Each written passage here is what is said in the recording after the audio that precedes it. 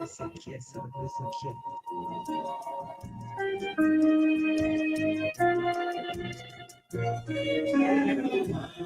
Quero ver sempre no teu rosto essa felicidade, o teu sorriso iluminado, me faz tão bem, o teu astral pra se marcar, marcar registrada, esse teu jeito de não amar, não mágoa de ninguém, essa vontade de quem vai viver na vida. Eu tô com Deus e sei que Deus já... Boa noite, amigos, telespectadores, colaboradores, fãs aqui da nossa FM Rádio TV Web.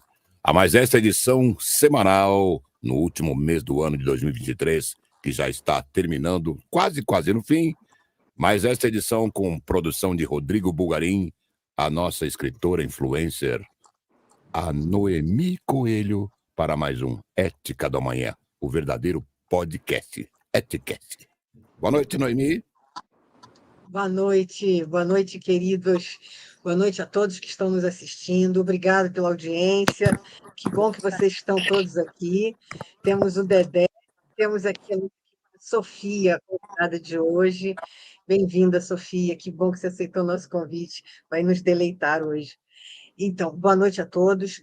Eu sou Noemi, né? Eu faço aqui o Eticast.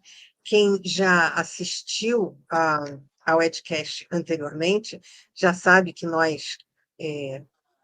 acertar aqui um pouquinho a minha... a luz aqui. Quem assistiu o Edcast já sabe que nós falamos aqui sobre ética, sobre inveja na cultura brasileira, né? E trazemos convidados para falar sobre esse tema sensacional da ética, né? No caso da Sofia, nossa querida convidada de hoje, é a pessoa que fez a orientação do meu livro. Muito obrigada. Até hoje, Sofia, te agradeço milhões. E já participou de outras exposições comigo também. Sofia, ela é uma pessoa incrível, ela tem um currículo enorme, gente.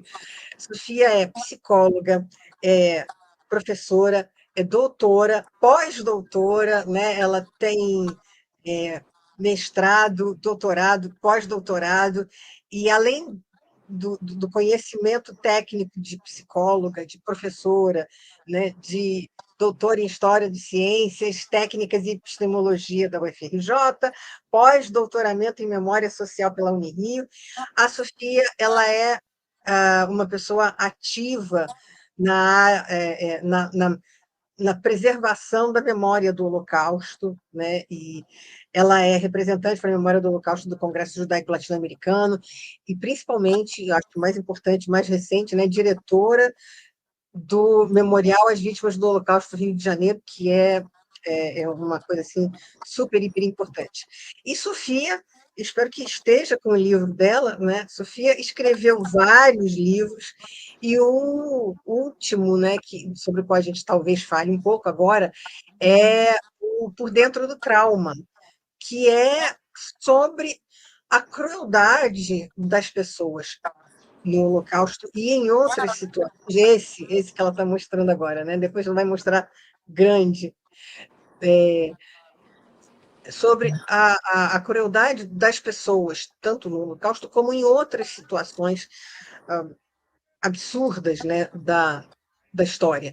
E no nosso caso especificamente, nós temos aqui no Rio de Janeiro, no Brasil, né, a nossa história não vista dos judeus cristãos novos que vieram para cá, para o Brasil, formar a nossa cultura, né, construir a cultura brasileira e a Inquisição que veio atrás deles, né? Eu já falei algumas vezes, eu sempre gosto de falar sobre isso, porque eu acho que é um gancho bacana, Sofia, né? O que aconteceu aqui no Brasil, né? A Inquisição que veio aqui né, pegar as pessoas. A história é uma história bárbara, né? Mas a gente tem que falar sobre ela. É fundamental que a gente fale, né, sobre isso que aconteceu. As pessoas vieram para cá, construir um país, construir uma vida nova, muitos cristãos novos fugindo da Inquisição, mas e, né, viver aqui, é muito, muito, muito impressionante a história das pessoas que foram perseguidas pela Inquisição aqui no Brasil, e foram muitas, né? Isso está na nossa cultura, e essa é, para mim, né, é o caldo que forma essa cultura da inveja, né? Essa cultura brasileira da inveja, ela foi formada na perseguição da Santa Inquisição, na nas propinas que eram pagas às pessoas que denunciavam, né, nos benefícios sociais que as pessoas que denunciavam recebiam, e na perseguição incrível, porque eu estava lendo isso hoje mais cedo, né? Estava lá, a pessoa perseguida, ela é perseguida, faz o processo para ela, e aí está lá a pessoa fulano, filho de cicrano, né? Profissão tal, crime. Os crimes eram os mais absurdos, né? Os mais insignificantes. A pessoa não falou o amém depois do Pai Nosso, ou qualquer coisa assim bem absurda, insignificante. E por causa disso, a pessoa ia para a fogueira, a pessoa morria, né? E o pior, está lá escrito, Sofia, pais, e filhos, e irmãos e sobrinhos penitenciados. Quer dizer, a família inteira, todinha, confisco de bens, auto de fé, pais, filhos, sobrinhos. Está escrito isso, né, gente? A família inteira, filhos, pais, sobrinhos, né? Mãe penitenciada, filho penitenciado. Quer dizer, o fato de ser filho era suficiente para que a pessoa fosse penitenciada. Isso significa cárcere, cárcere da Inquisição, tortura, e as histórias são bárbaras, né?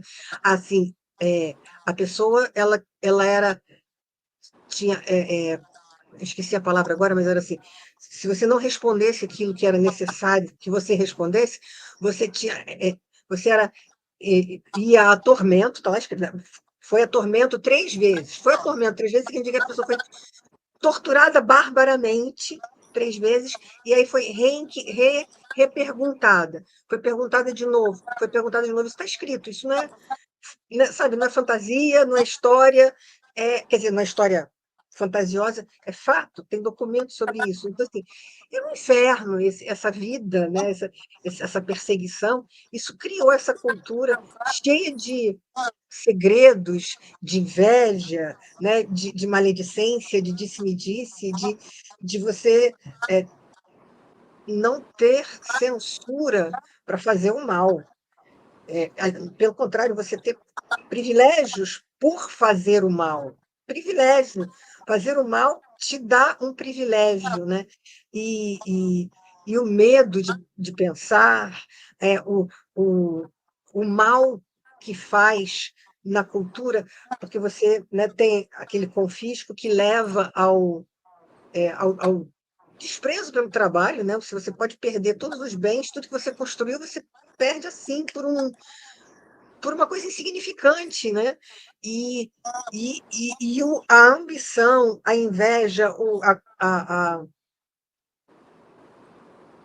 essa estrutura social toda, né, que se cria em função de denúncias, de perseguições, né, e você é obrigado a cultuar uma religião que diz que você não matará, não roubará, mas você vê os próprios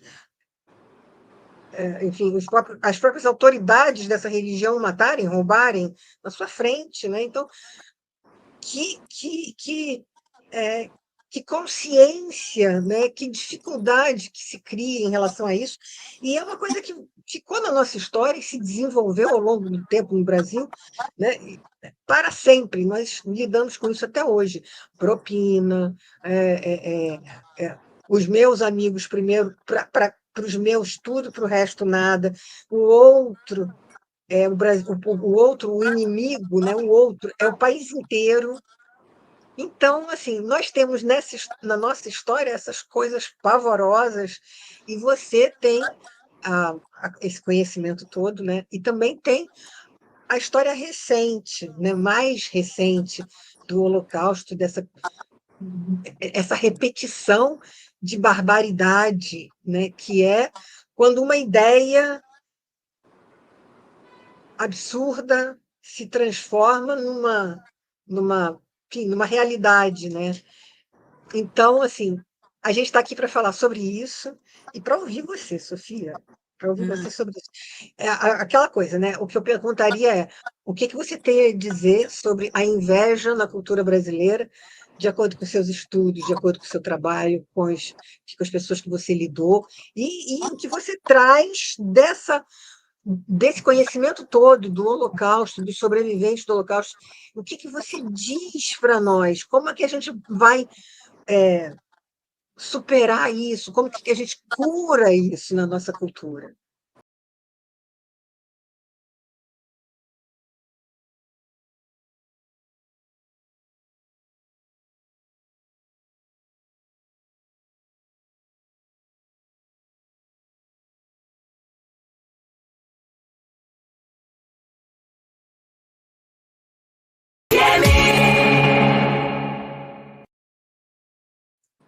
Agora sim?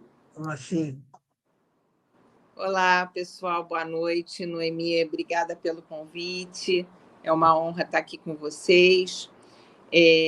Realmente, na tua introdução, você já trouxe vários aspectos que eu acho importante a gente abordar.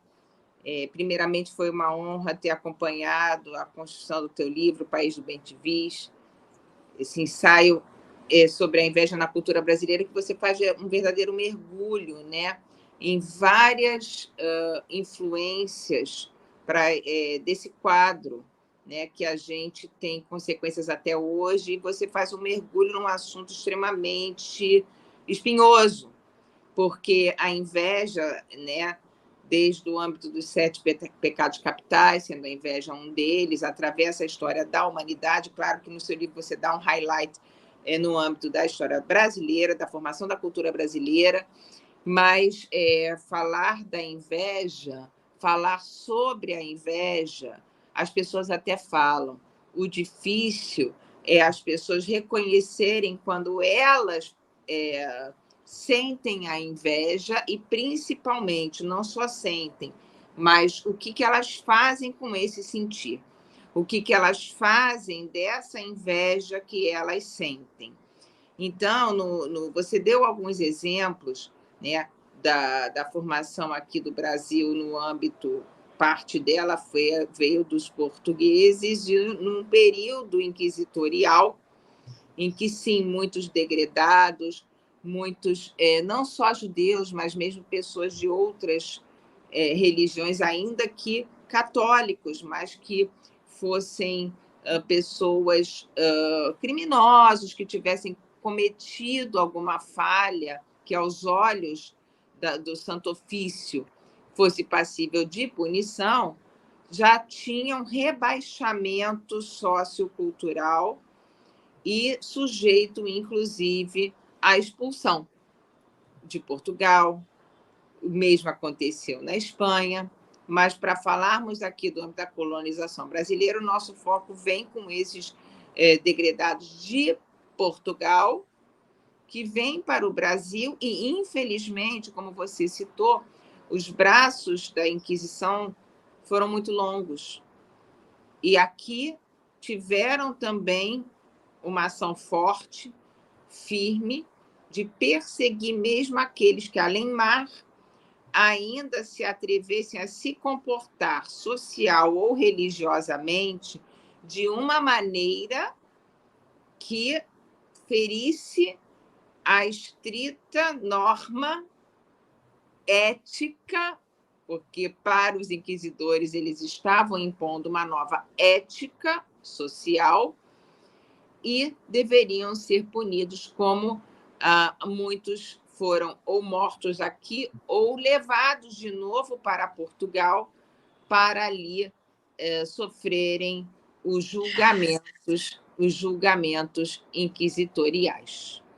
E quando você cita, né, a questão absurda da transmissão para as gerações seguintes, não só uma marca, né, de preconceito, eu já vou falar do preconceito, mas, sobretudo, é uma marca da característica da Inquisição, que postulava a limpeza de sangue.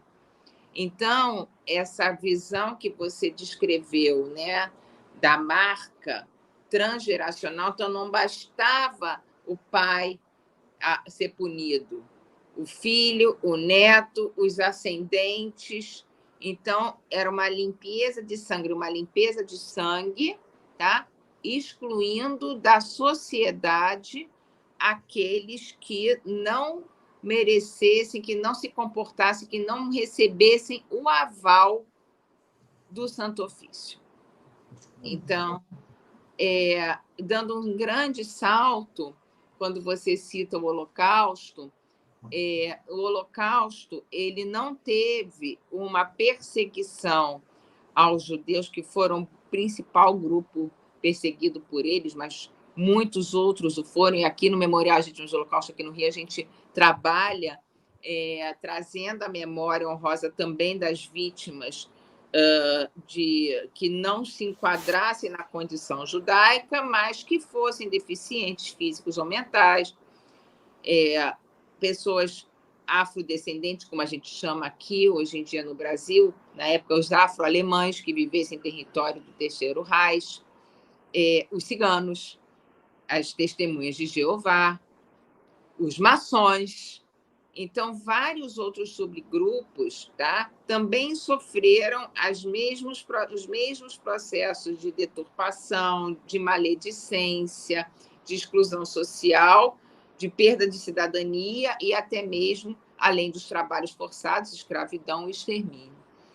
E tudo que faz, tudo que promove isso, como você falou, Noemi, a partir de uma ideia, as ideias mobilizam pessoas, muitas vezes usando aí de estratégias, e quando você tem um governo, você tem um grupo de pessoas, seja no período medieval, seja no período da Idade Moderna, da Era Moderna, ou mesmo na contemporaneidade, em que um governo governa com um braço forte, ou seja, sob terror, sob risco de vida, sob ameaça de tortura, sob ameaça de sumiço das pessoas, sob ameaça da difamação das pessoas, sob ameaça das pessoas virarem bodes expiatórios, jogando a sociedade, partes da sociedade umas contra as outras,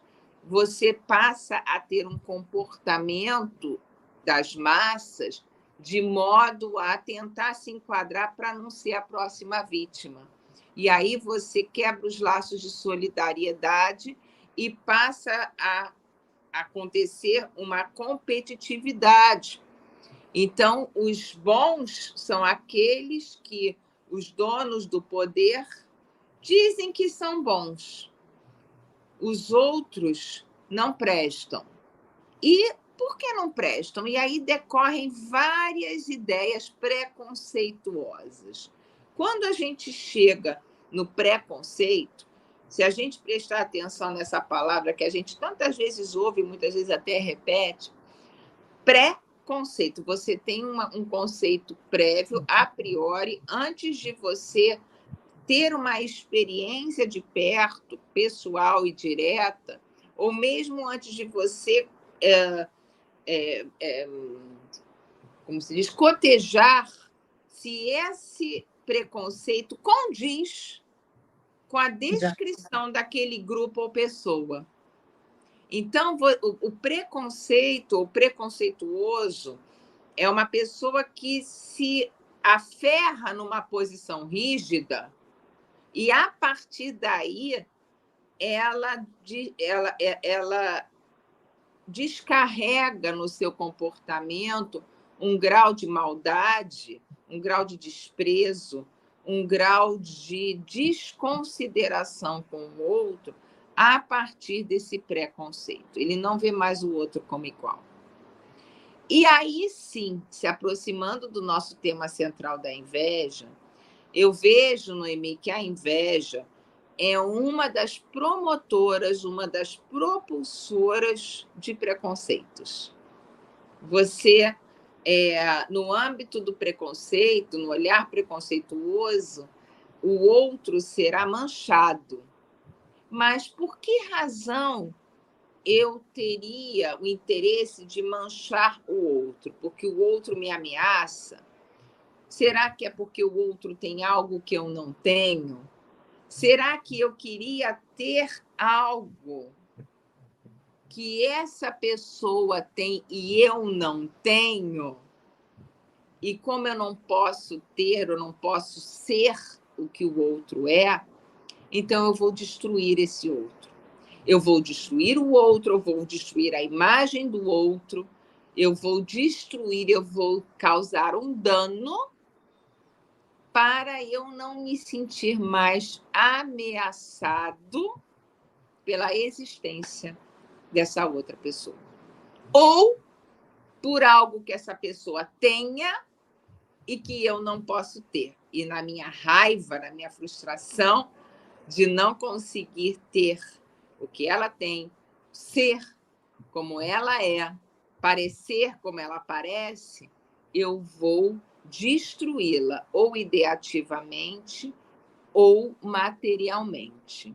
Então, a inveja, nesse sentido, que se caracteriza por esse sentimento que toma, às vezes, as pessoas de uma maneira repentina, de uma maneira desavisada, de uma maneira que elas nem se dão conta, porque, como nós somos pessoas, nós somos seres singulares, sempre vai ter algo no outro que a gente não tem. Seja aspectos físicos, seja bens materiais, seja conhecimento, seja religião, enfim, gostos. Tá? Então, assim, nós somos diferentes, nós precisamos, de uma vez por todas, entender a complexidade humana como uma espécie que tem, todos nós temos necessidades comuns uns aos outros, mas nós somos seres singulares. Então, transitar nessa dinâmica, quando você me pergunta a cura como vem, é um olhar para transitar nessa dinâmica complexa em que demanda um trabalho de posicionamento e autovigilância, de combate a essa destrutividade, essa tendência destrutiva, que tem um potencial intensíssimo. Eu comentei da inveja, comentei do preconceito, que daí decorre a fúria, e a gente usou o exemplo da Inquisição, do Holocausto, quando eu cito governos totalitários, como você disse, Noemi, em que o mal é legitimado. Esse é o grande problema. É quando você joga partes, subgrupos da sociedade uns contra os outros, e no âmbito do poder você tem uma política de governo em que legitima as ações destrutivas de desprezo e de morte de um indivíduo ou um grupo. Não sei se eu... Não, perdão. Você está falando, eu estou me lembrando da pandemia, e a gente tem uma história tão recente, né, em que. Perdão, ele trocou, não viu, não. Então, a gente tem uma história tão recente em que a gente acabou de ver isso acontecer, pelo menos foi o que eu vi, né? Eu vi isso acontecer. Eu vi pessoas ouvirem esse canto de sereia aí, né? De uns diferentes dos outros, uns melhores que os outros, e as pessoas ficarem absolutamente fechadas, né? Fecharem a sua mente ao conhecimento, à ciência. É uma coisa assim, é que nem na Inquisição. Você, né, a ciência ela foi censurada, ela foi, né, cientistas importantes que estavam fazendo descobertas foram levados né, ao Santo Ofício, foram responder por terem feito descobertas erradas, né, contra aquilo que a igreja dizia, não importa se aquilo ali que eles estão falando é pura ciência, é mais absoluta verdade, é contra a ideologia vigente, então você vai responder porque está falando errado. E se você escrever, seu livro é proibido, né? Entra lá no índex dos livros proibidos, e agora, se você. Agora, em 2020, século XXI, né, você questiona uma coisa assim que chegou a virar piada, né? Antigamente, os cientistas, antigamente, eu quero dizer assim, há 5 anos atrás, né? Os cientistas estavam lá clonando ovelhas, né? E descobrindo caminho para as estrelas, e em 2021 eles estavam lá dizendo: tome vacina, lave a mão, coisas básicas, né? Coisas assim primárias. Tome vacina, lave a mão, use máscara, se proteja. E as pessoas, invejosamente, na minha visão, invejosamente, né? Não quero fazer isso, não quero me preocupar com o outro, não quero deixar de ter enfim, o meu bem-estar, o meu benefício, a minha rotina. Eu não quero me preocupar com o outro, eu não quero fazer pelo outro. E isso, assim, é um viés político que você está trazendo? Não, eu vi isso acontecer na minha frente. Eu estou reunida com algumas pessoas numa área aberta e, enfim, estávamos fazendo um tratamento, o motivo de estarmos reunidas era saúde, havia necessidade daquele tratamento, e do outro lado da rua estava tendo uma festa, sabe assim, em plena pandemia, em que as pessoas deveriam estar, enfim, o mundo inteiro, todo o globo terrestre, o planeta inteiro, né, se precavendo, tomando cuidado, pessoas morrendo aos milhares. Né? E ali, do outro lado da rua, um grupo de pessoas fazendo festa, música alta, som, luzes, e eu assim, que isso, meu Deus do céu? Isso aqui no Rio de Janeiro, né? E essas pessoas estão dançando no caixão das pessoas que estão falecidas. Essa é minha visão, eu estou falando uma opinião pessoal, digamos assim. Mas eu vejo dessa forma, quando eu vejo pessoas agirem, não sou eu, isso apareceu na televisão, um jovem casal dizendo: por que você não está se protegendo? Mas não sou eu que estou morrendo.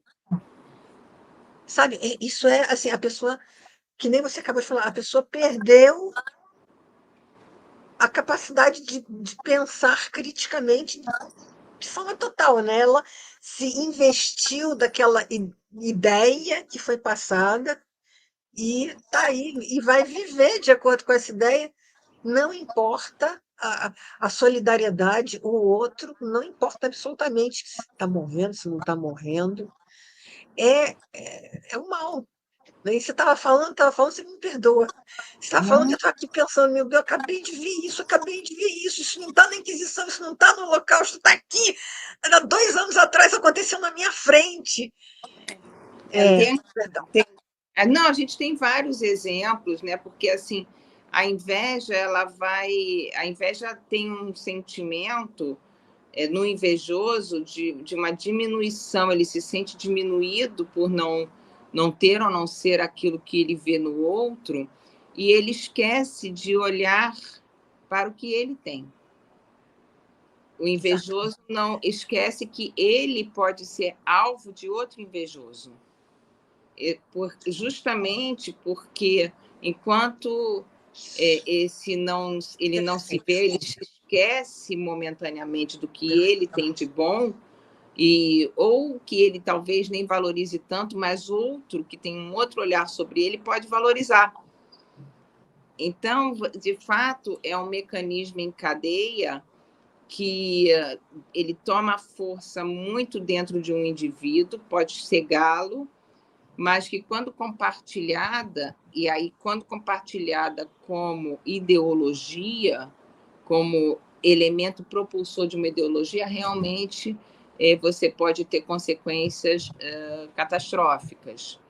Agora, essa sensação, voltando a falar no âmbito individual, essa sensação de diminuição, ela decorre justamente porque o outro está olhando mais para fora do que para si. essa pessoa está olhando o invejoso, ele está olhando mais para fora, mais para o outro do que para si mesmo. Então, quando a gente tem muitas correntes, seja no âmbito da psicologia, da filosofia, busca a si mesmo, conheça-se a si mesmo, vem lá desde Sócrates, né, na antiga Grécia, e atravessa aí os séculos, né, é porque todos nós temos um infinito a ser desbravado dentro da gente. A questão é que é uma jornada que não é fácil. Então, parece que é mais fácil a gente aprender deixa eu ver como é que o outro se dá bem, deixa eu ver como é que o outro fala, para eu ver como é que ele consegue, eu vou fazer igual. Ou se eu não fizer igual, eu vou lá combatê-lo, eu vou dar um jeito de apagá-lo, para que eu possa me sobressair e ele não. Isso é muito comum em ambiente de trabalho, às vezes mesmo em ambiente escolar, porque isso às vezes começa na escola. Isso são questões de convivência de grupo, isso atravessa a condição humana.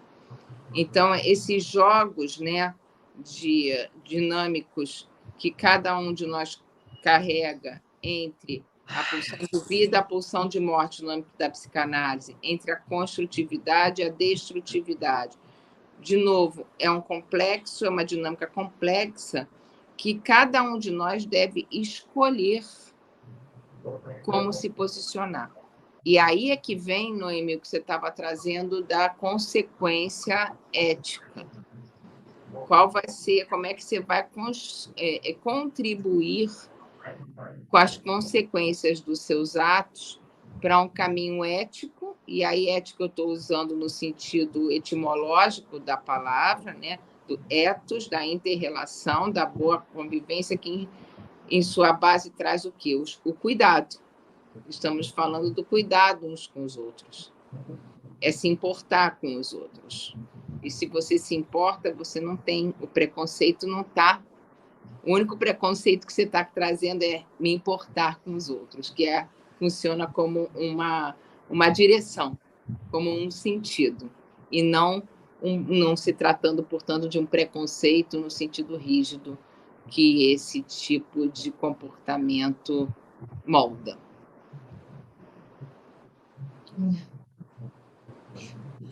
Que bom que você está falando isso.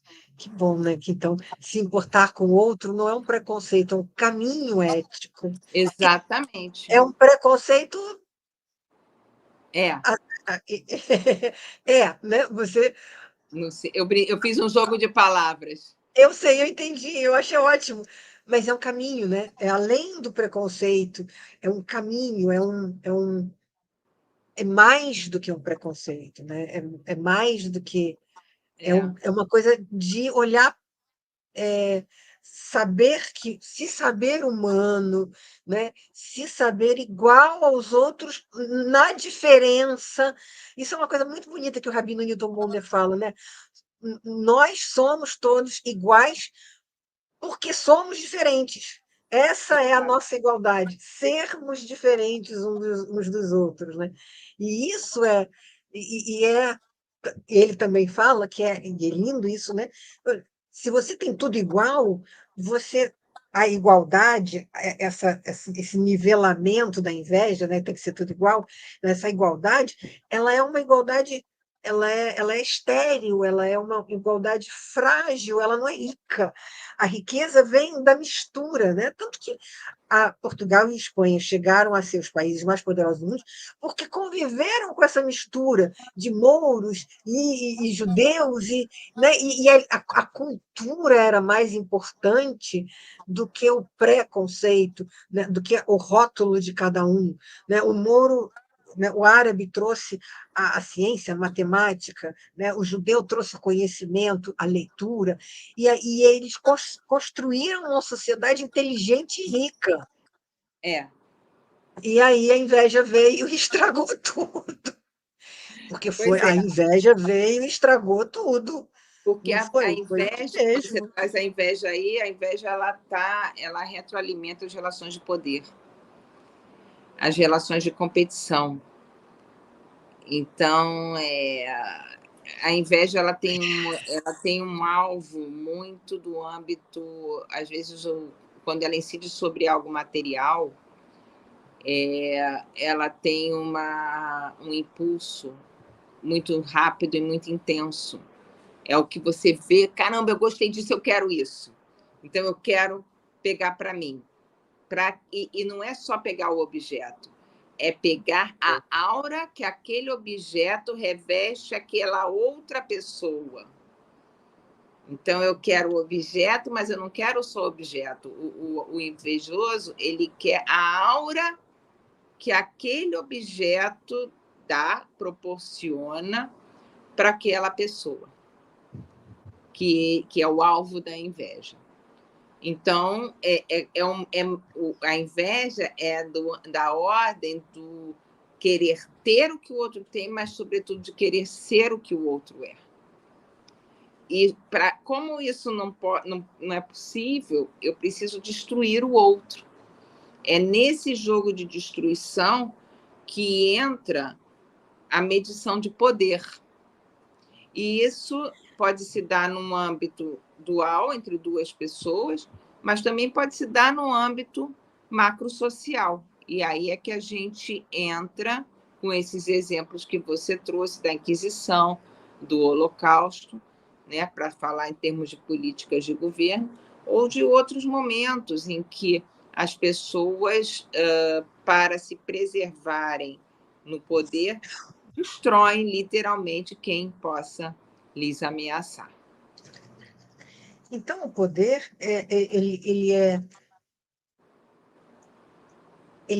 assim, ele é medido, ele é exercido, ele é mais eficaz para destruir do que para construir. Quando eu falo do poder no sentido do controle, do poder como uso de controle, Ele é sim. mais eficaz quando ele é destrutivo, quando ele é destruidor. Ele se torna os jogos de poder enquanto controle do outro para não se sentir ameaçado, sim, ele vai lançar mão de destruição.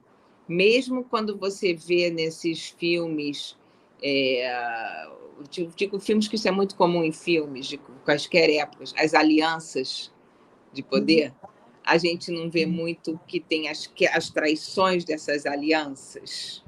Isso, sim. Tá? Por quê? Porque a competitividade está ali presente. E também nessa competitividade é quem é o vencedor. E óbvio que todos querem vencer. Então, quando não dá para todo mundo vencer e manter a coalizão, você vai ter ou a dissolução ou as traições. Ou as dissoluções frontais ou as traições.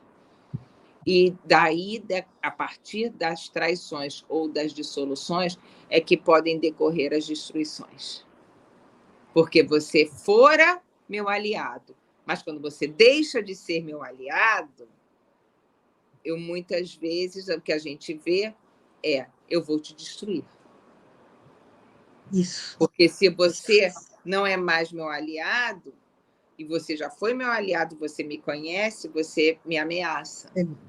E eu preciso destruir você. Porque eu não posso deixar que uma semente que possa me ameaçar cresça em você. E aí, o que eu faço? O jogo de poder vai se manter, eu vou lançar a mão da destrutividade, mas eu posso me cercar de muitas e muitas situações desse jeito. E aí que a gente vê as grandes tragédias do Império Romano ou de outras épocas, em que, de tanto tentar controlar as possíveis ameaças, né, o monarca, o imperador, né, começava a entrar em delírios, começava a entrar em loucuras, em uma posição paranoide, porque todos querem me destruir, porque eu tenho algo que o outro não tem.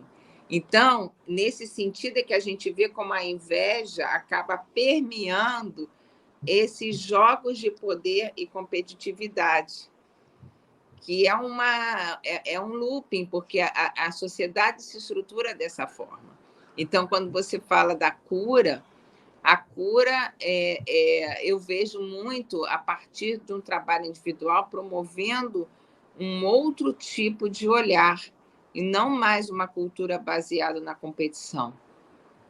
Teria que se ter uma cultura baseada na cooperação. Isso. E isso né? pode parecer utópico, né? Mas a gente aqui é verdade, está aqui verdade. para lançar ideias, né? Para lançar ideias de sementes de algo que, quem sabe, um dia a gente chegue lá.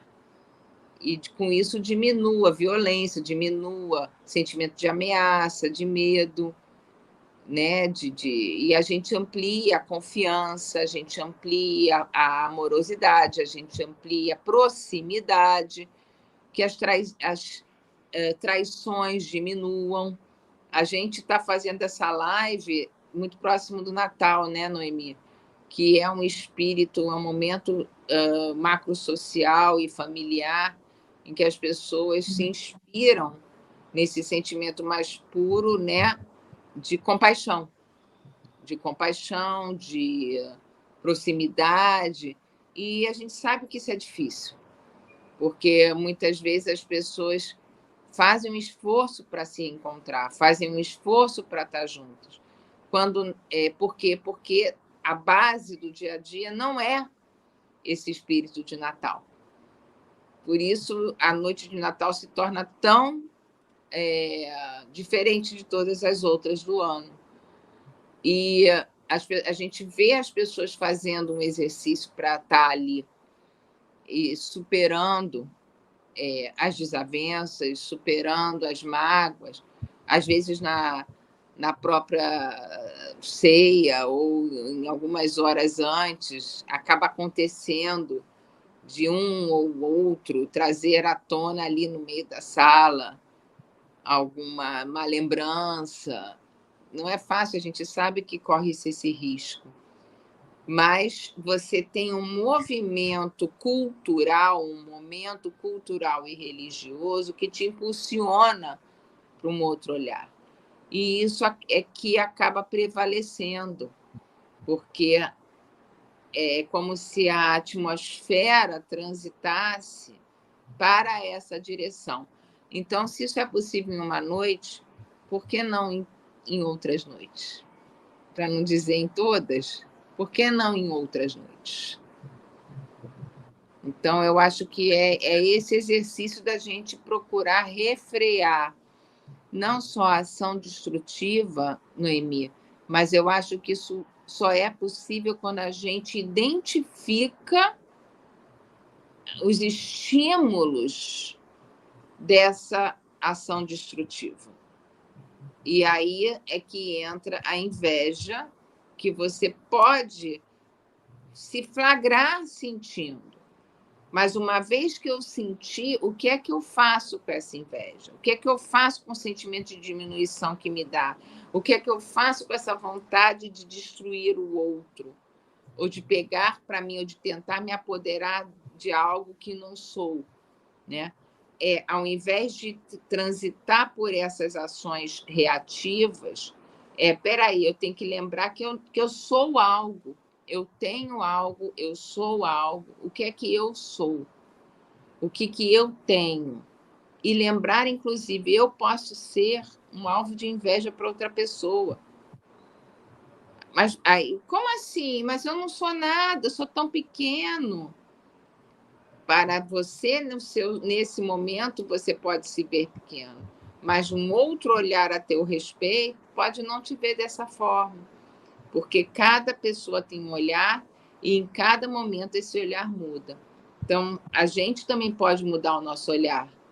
A gente pode, na hora que for atravessado por um sentimento de inveja, lembrar o que a gente sente, o que a gente pensa, o que a gente traz dentro da gente e olhar para esse mundo e dizer, eu não sou nada, eu sou algo.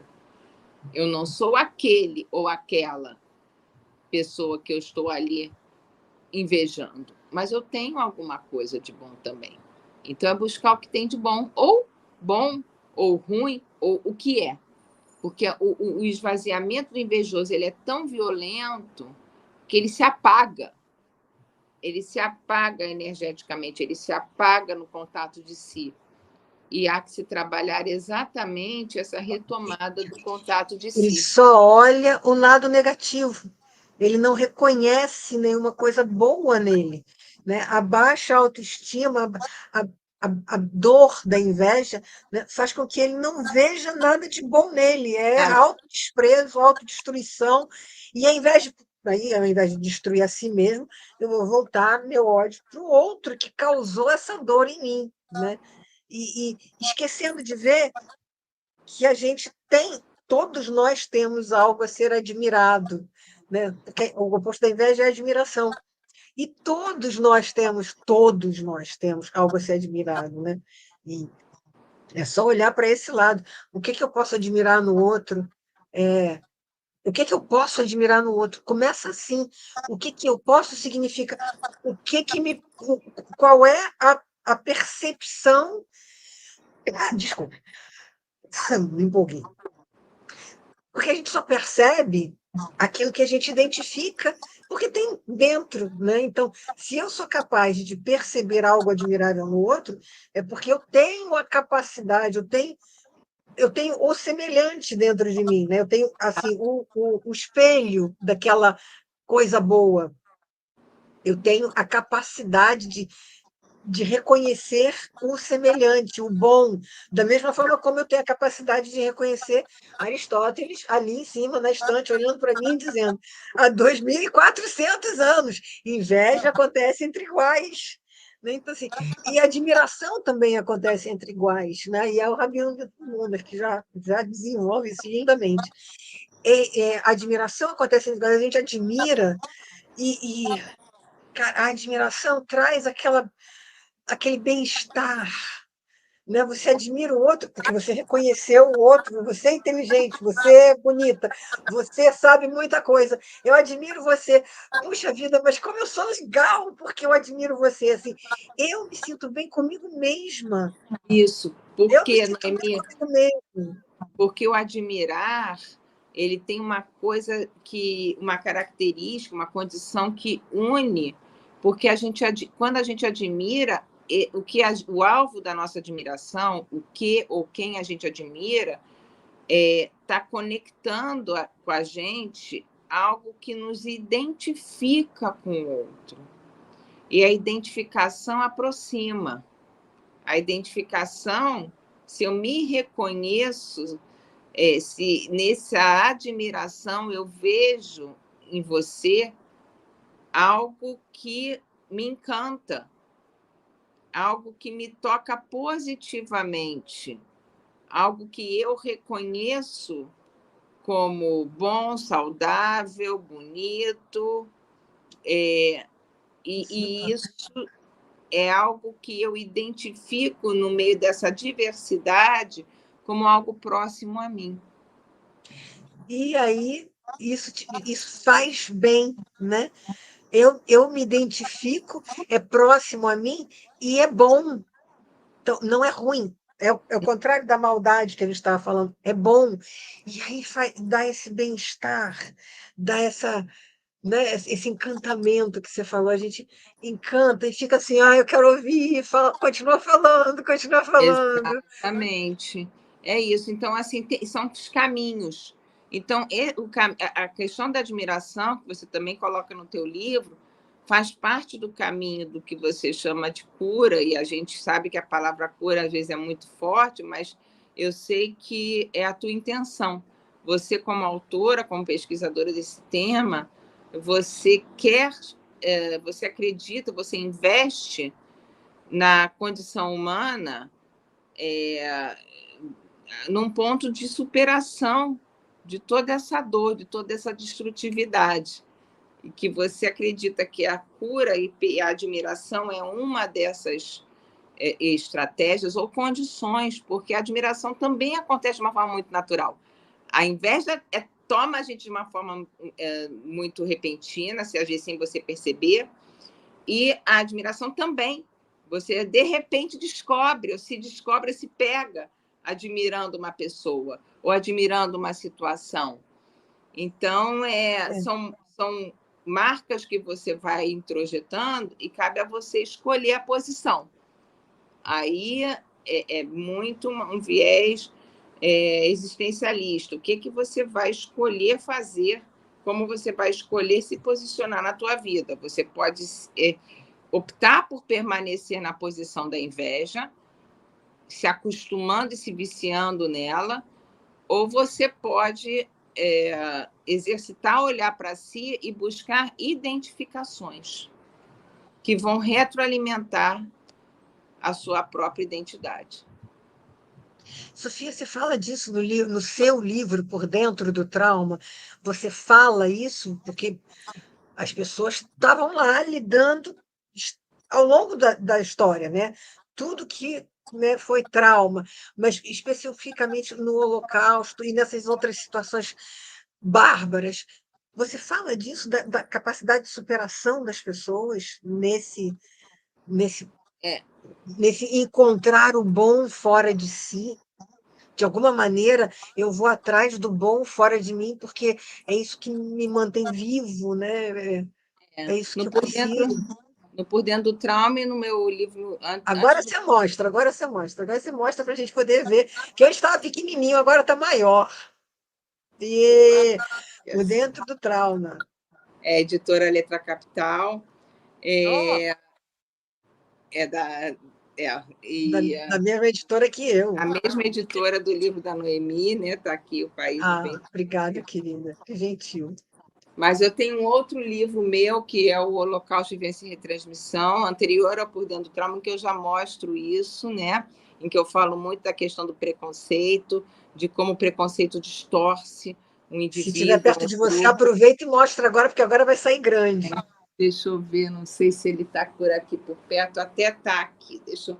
Um momento. Enquanto você faz isso, eu vou aproveitar e vou agradecer a presença do Wagner e do Rafael, que estão aqui assistindo.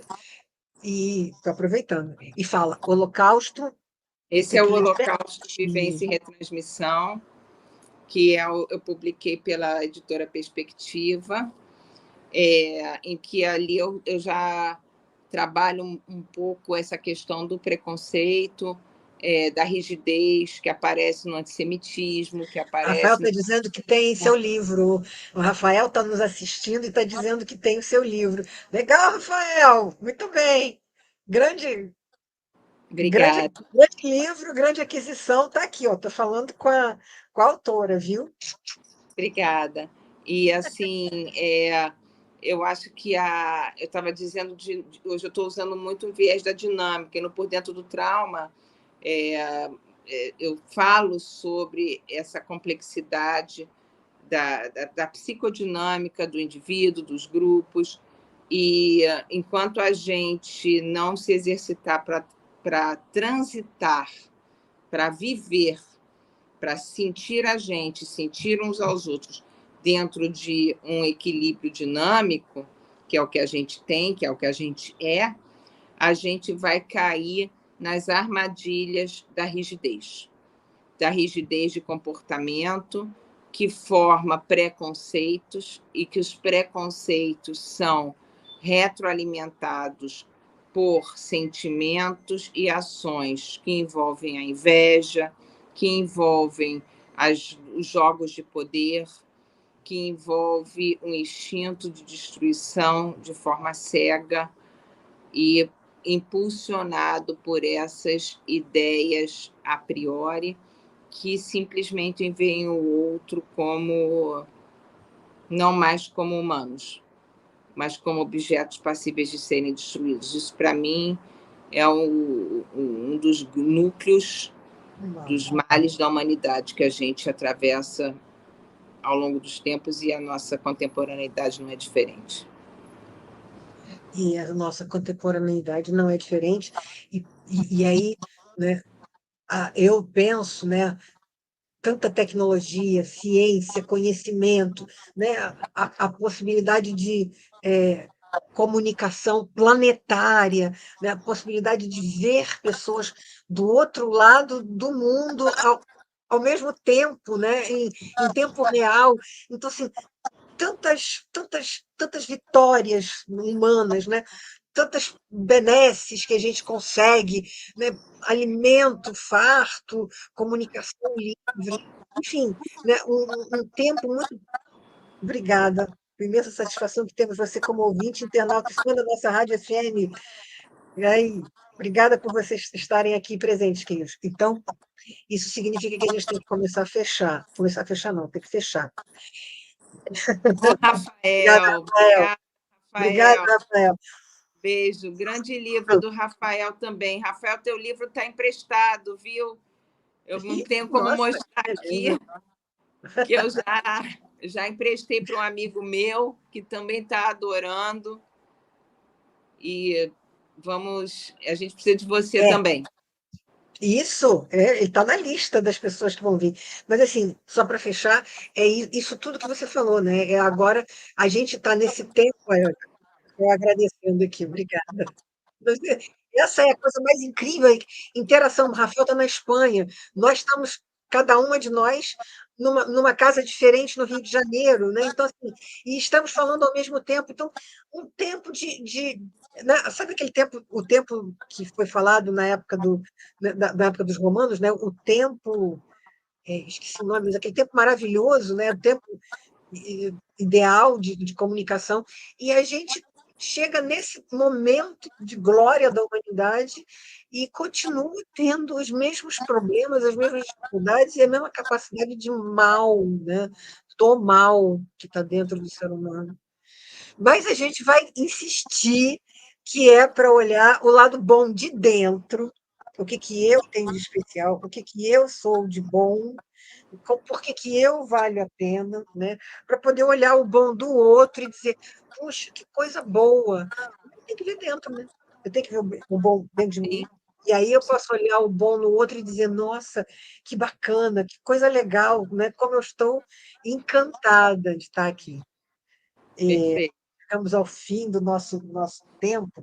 Eu vou te agradecer, Sofia, que aula linda, sensacional, maravilhosa. Muito obrigada, cara, que honra. Vou colocar você assim, de 3 em 3 meses, a gente precisa falar com a Sofia. Ou menos, até de 3 em 3 semanas, precisamos falar com a Sofia, porque é muito bom, cara, muito bom mesmo te ouvir, gente. Quanta sabedoria, quanto conhecimento, que coisa bacana. Muito obrigada, minha querida, muito obrigada por você ter vindo e dado essa aula maravilhosa para a gente. Foi incrível. Aí, vou passar a palavra para você. Obrigada, Noemi. Eu que agradeço o carinho, a confiança, o convite. Uma honra estar aqui no programa. Estou à disposição em outros momentos, sim. Quero desejar a você, ao Dedé Araújo e a todos os nossos amigos que estão nos assistindo, os que vão nos assistir ainda, Rafael, tá? Um Feliz Natal, um próspero Ano Novo, um ano de saúde, de alegria e de admirações mútuas, que a gente precisa se inspirar. Aí a gente se inspirando, a gente se dá as mãos. Um beijo grande, muito obrigada. Obrigada a você, beijo para você também. Beijo para todos os nossos internautas. Obrigada, Dedé. Obrigada por você estar aí. Que bom, viu? Que bom que a gente pôde fazer esse programa maravilhoso. Boas festas para todos, grande abraço. O Rafael está mandando boas festas para todos, grande abraço. Boas festas para todos e um grande abraço para todos também. Obrigada, Dedé. Rafael, boas festas e um grande abraço. Obrigada, Rafael. Que bom que você está aqui, viu? Que bom que você veio. Obrigada. O melhor da programação, Nossa FM.